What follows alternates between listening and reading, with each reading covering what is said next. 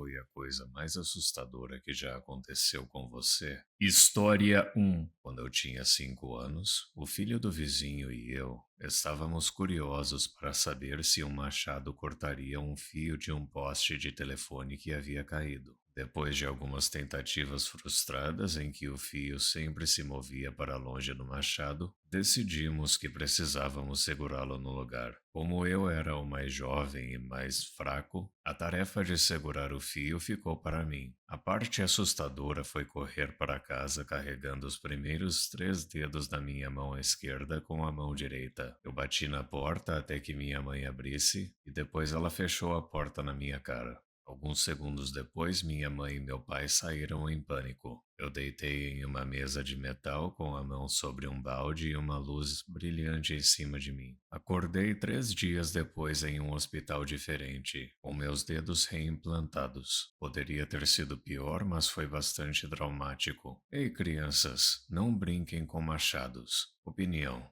Cara, a cena deve ter deixado sua mãe em choque. Ela até fechou a porta na sua cara. Eu também me lembro de fazer algumas coisas bem imprudentes quando eu era criança. Só fico grato por nenhuma delas ter deixado cicatrizes permanentes. História 2. Quando tive um episódio de paralisia do sono, meu corpo estava paralisado e meu cérebro estava acordado. Eu fiquei com muito medo. Era como ter uma convulsão sem realmente me mover. Eu estava com muita falta de ar. Minha mente estava focada na parede em frente à minha cama, onde havia uma mensagem escrita em letras escuras. Não consegui me concentrar no que dizia. Tudo o que me lembro é de tentar me concentrar e tentar ler, mas não consegui. Eu vi fisicamente meus cobertores serem arrancados da cama, mas em 1 ou 2 segundos minha mente se reorientou e eu ainda estava coberto. Não sou religioso, mas comecei a rezar. Não consegui nem falar, apenas murmurar rapidamente. Isso aconteceu quando eu estava paralisado. Aconteceu comigo 2 vezes, com uma experiência muito semelhante. Desde então não aconteceu mais. Opinião. Não consigo imaginar como deve ter sido assustador estar paralisado e ver coisas que não estavam realmente acontecendo. Que bom que você não teve que passar mais por isso. História 3. Um conflito começou. Aconteceu durante o horário escolar. Não era seguro ir para casa. A escola inteira estava cheia de crianças que não queriam ser feridas apenas por tentar fazer da escola algo importante e impactante para o futuro delas. Não era seguro para nossos pais virem nos buscar até cerca das 3 da manhã. Éramos apenas uma escola cheia de crianças que poderiam estar em perigo devido ao conflito que estava acontecendo. Devo mencionar que sou um expatriado e nasci e cresci em Jacarta. E no período de 1996 a 1998, quando a Indonésia vivia um período de instabilidade, basicamente era a escola mais rica da Indonésia, e todos os alunos sabiam disso. Isso só fez o nosso medo parecer mais justificado, porque o alvo dos conflitos era essencialmente os ricos. Nós éramos filhos de pessoas influentes, então éramos alvos válidos.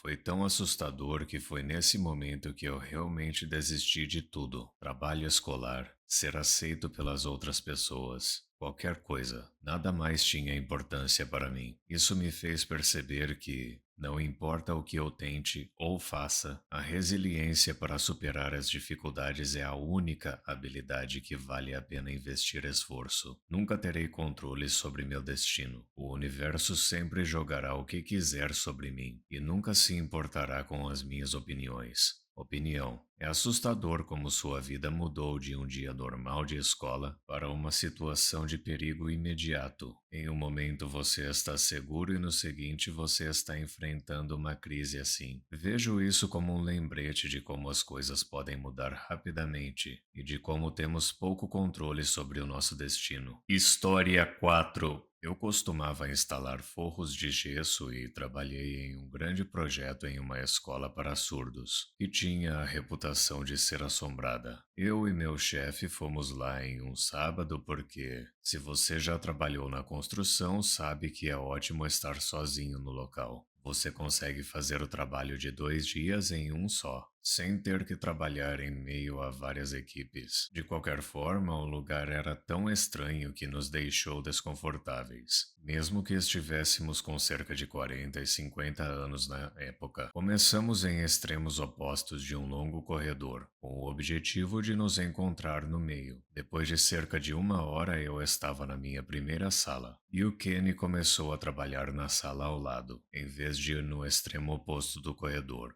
Fui até a próxima sala antes de fazer uma pausa e notei algumas das ferramentas e equipamentos dele no final do corredor, mas o Kenny não estava lá. Naquele momento eu estava bastante inquieto, pois estava claro que ele deveria estar na sala ao lado, e não a 15 metros de distância. Eu andei pelo corredor e perguntei a ele se ele tinha vindo para essa área, e ele mencionou algo sobre eu estar trabalhando na sala ao lado a dele. Naquele momento, ambos notamos algo na porta da sala em que estávamos. Parecia que eu tinha visto algo na minha visão periférica, mas não consegui descrever, e ele me olhou como se a gente precisasse sair dali imediatamente. Deixamos todo o nosso equipamento para trás e decidimos nunca mais trabalhar sozinhos em um lugar assim. Mesmo hoje, quase 15 anos depois, eu ainda fico com arrepios intensos e meus olhos ficam lacrimejando quando penso naquela experiência. Houve outras ocorrências estranhas naquele local, mas esta é a principal. Eu também vivi em uma casa bastante assustadora em um momento da minha vida, mas essa é uma história para outro dia. Opinião. É exatamente assim que eu imagino que seja ver um fantasma. Nada como nos filmes com descrições detalhadas. É apenas um vulto rápido e uma sensação pesada de medo, onde você sabe que algo estava lá, mas não consegue descrever o que era. História 5. Talvez não tenha sido tão assustador, mas foi bastante inquietante quando meu avô não apareceu para o jantar de Natal. Então eu fui na casa dele para ver se ele estava bem. Eu fui andando por todo o percurso da minha casa até a casa dele, na esperança de que ele estivesse bem. Quando cheguei e entrei na casa, as luzes estavam apagadas e já estava escuro lá fora. E eu tive uma sensação muito ruim. Eu estava genuinamente preocupado em encontrar o meu avô desacordado. Ele estava vivo e tinha apenas caído e quebrado o quadril, o que o impediu de se levantar. Felizmente ele está ótimo agora e se recuperando muito bem, mas aqueles foram 15 minutos muito angustiantes que pareciam horas. Opinião: você é um herói por ter ido ver seu avô. Se você não estivesse lá, poderia ter sido muito pior. História 6. Eu costumava pegar caronas com frequência. Uma vez entrei em um carro com um motorista que não me deixou sair. Eu tive que pular do carro em movimento quando ele estava a cerca de 65 quilômetros por hora na estrada. Eu quebrei meu braço e ele fugiu. Depois dessa experiência, nunca mais peguei carona. Opinião: isso parece extremamente assustador. Nem consigo imaginar o medo que você deve ter sentido. Infelizmente, vivemos em um mundo onde nem sempre podemos confiar em estranhos. E eu acho que você tomou a decisão certa quando decidiu pular do carro. História 7. Eu trabalho em navios e por um breve período em 2015 ou 2016, não tenho certeza agora, estava trabalhando em águas nigerianas. A política do navio era permitir apenas trabalho no convés durante o dia, devido a preocupações de segurança, e trancar a embarcação durante a noite. Bem, uma noite havia um trabalho de emergência que precisava ser feito, então estávamos no convés, prontos para começar. Mas estávamos esperando pela autorização de trabalho. Por algum motivo, a autorização nunca chegou. Então arrumamos tudo e voltamos para dentro. E trancamos as portas. Cerca de meia hora depois que trancamos, fomos atacados por um pequeno grupo de intrusos. Ainda me lembro da sensação surreal de olhar pela janela da minha cabine e ver alguém subindo repentinamente o convés principal, segurando um furador de longa distância. O navio todo entrou em lockdown de emergência e todos nós fomos para a sala de segurança, no fundo da sala de máquinas, onde passamos a noite no chão de aço esperando a ajuda chegar. A marinha nigeriana estava por perto e recebeu nossos pedidos de ajuda, mas não embarcaram à noite. Eles só foram fazer uma varredura de segurança na embarcação durante a manhã seguinte. No final, nada foi roubado e ninguém foi levado, porque havíamos feito o lockdown. E os intrusos provavelmente estavam atrás de um resgate. Opinião: uma das últimas coisas que você menos espera é alguém entrando no navio que você está no meio do oceano. E eu pensava que era um dos lugares mais seguros do mundo. Deve ter sido aterrorizante. História 8. No dia em que acordei com meus pais em pânico porque meu irmão havia desaparecido durante a noite e um bilhete havia sido deixado para trás dizendo que ele ia se churrascar. A angústia durante as próximas 12 horas, enquanto a gente procurava ele, foi agonizante, mas nada se compara à dor de ter nossos piores medos confirmados. Opinião: isso é horrível. A angústia e desespero de procurar pelo seu irmão, depois de ler o bilhete dele, deve ter sido insuportável. E depois descobrir que ele tinha mesmo se churrascado é uma situação que ninguém deveria ter que passar.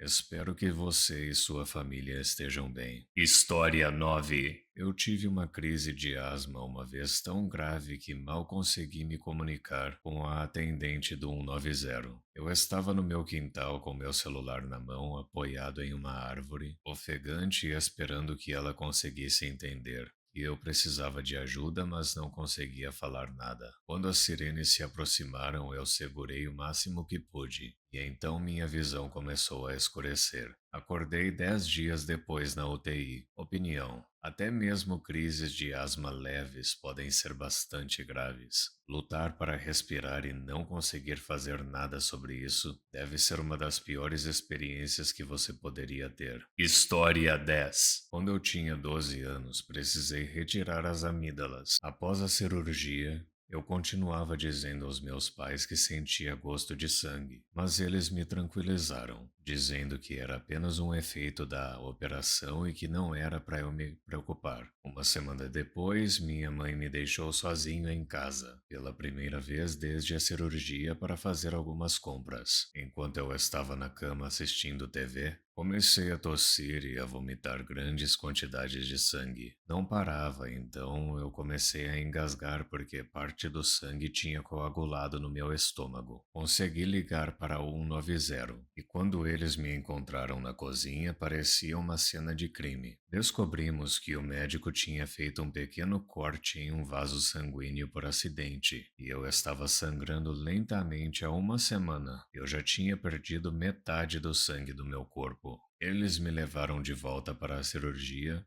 resolveram o problema e me mandaram para casa. Uma semana depois, eu novamente disse à minha mãe que sentia gosto de sangue. Ela me disse para não me preocupar, mas aquela noite eu acordei vomitando sangue de novo e desmaiei. Outra cirurgia resolveu o problema. Foi um pesadelo. Opinião: a forma como sua mãe lidou com suas preocupações foi muito perturbadora. Ignorar seus alertas repetidos e só reagir quando a situação estava grave é difícil de entender. Não consigo imaginar pensar. Da última vez que meu filho sentiu gosto de sangue, ele quase desviveu. Mas tenho certeza que não é nada desta vez. Ou sua mãe não é muito inteligente, ou eu sinto lhe informar, mas acho que ela não gosta muito de você. História 11. O vendedor de substâncias ilícitas do meu ex-marido invadiu a casa enquanto eu estava sozinha. Ainda bem que minhas filhas não estavam lá. Eu tive tempo apenas para me esconder no meu armário, debaixo de uma pilha de cobertores. Ele estava ao telefone com alguém, enquanto vasculhava a casa e gritava ameaças. Eu tinha meu telefone comigo e, como em um filme de suspense, liguei para o 190 e sussurrei pedindo ajuda. Ele abriu o armário, mas não me viu. Eu fico nervosa só de pensar nisso. A polícia chegou em 2 ou 3 minutos e ele fugiu, mas foi preso pouco depois. Foi uma das experiências mais assustadoras que eu já tive. Opinião: se esconder enquanto alguém está saqueando sua casa deve ter sido muito assustador. Ainda bem que você conseguiu se manter calma o suficiente para ligar para o 190 e que a polícia prendeu ele antes de ele fazer algum mal a você. O bom é que agora tem a opção de enviar mensagens de texto para a polícia em caso de emergências. Assim você não corre o risco de revelar onde está escondido por falar no no telefone. Muito obrigado por assistir. Não se esqueça de deixar o like, se inscrever e ativar o sininho para receber as notificações dos meus últimos vídeos.